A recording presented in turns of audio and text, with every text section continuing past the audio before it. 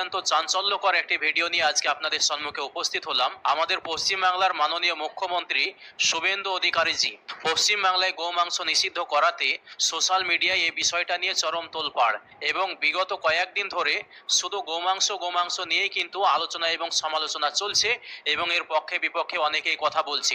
তবে এই আলোচনা সমালোচনার মধ্যেই বিশিষ্ট আইনজীবী বিকাশ রঞ্জন ভট্টাচার্য এই বিষয়টা নিয়ে চাঞ্চল্যকর কিছু কথা বলেছেন। ওনার এই বক্তব্যটা সম্পূর্ণ শুনবেন, তারপরে আমি কিছু কথা বলছি।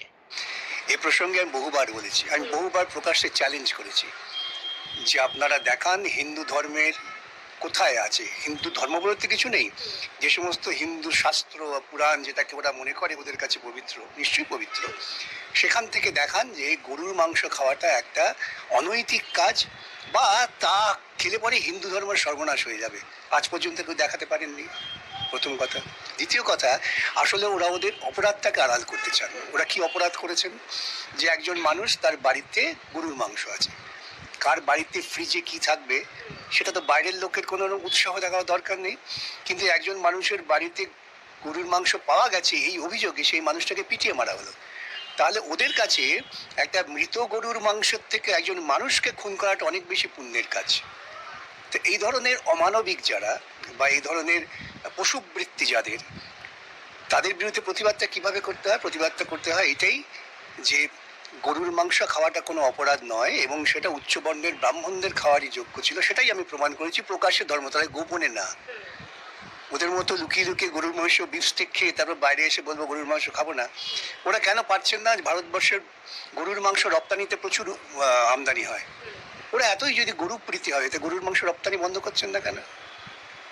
এই নিয়ে তুমি কথা বললেই তখন ওরা বিকাশ ভট্টাচার্য তিনি ধর্মতলার বলে খেয়েছেন তো, এবং তো তিনি তো চ্যালেঞ্জ করছেন, দেখাও কোন সনাতনী ধর্মে তোমার লেখা আছে যে গরুর মাংসটা অখাদ্য। আর ভারতবর্ষের বুকে, গোটা পৃথিবীর বুকে গরিব মানুষের প্রোটিন হচ্ছে গরুর মাংস। বিজেপির বহু অঞ্চল আছে যেখানে তারা মানুষকে ভুল বুঝিয়ে ক্ষমতা এসেছেন, সেখানের মানুষ গরুর মাংস খান।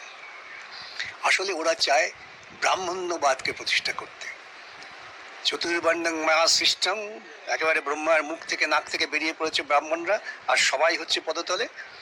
ওরা সেই ব্রাহ্মণ্যবাদকে প্রতিষ্ঠা করতে চান, তার বিরুদ্ধে আমি ক্ষুদ্র একজন প্রতিবাদী কণ্ঠ, তাই ওরা আতঙ্কিত আমাকে নিয়ে, তাই ওদের ভয়, আর অন্য কিছু নয়।